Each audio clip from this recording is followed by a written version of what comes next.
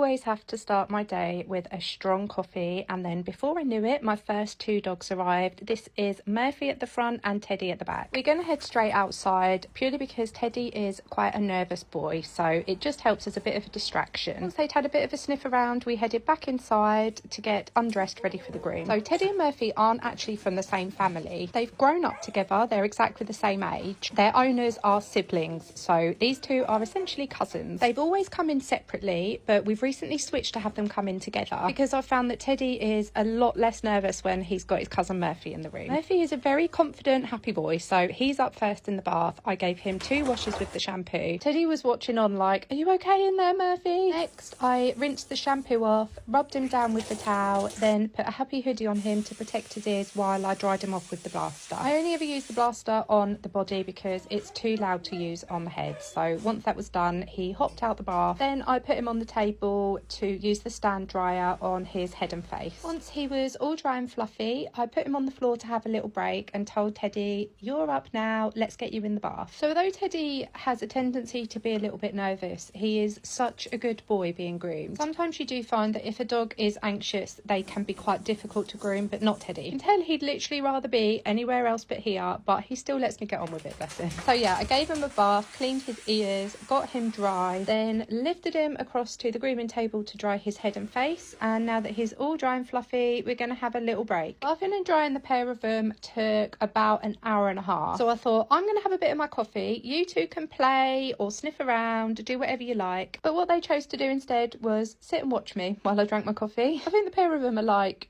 you're meant to be grooming one of us, like what are you doing? So I put my coffee down and we cracked on with it. Although Teddy and Murphy are both labradoodles, they both have very different grooms. Prep work is the same, so they both have their nails cut and the hair cleared from their pads. Murphy has a fluffy woolly coat, so he gets clipped on a 5F, and Teddy has more of a sheddy wiry coat, so he's de-shed rather than clipped. Once their bodies are done, they both have their legs and feet scissored. Then I also scissor both of their heads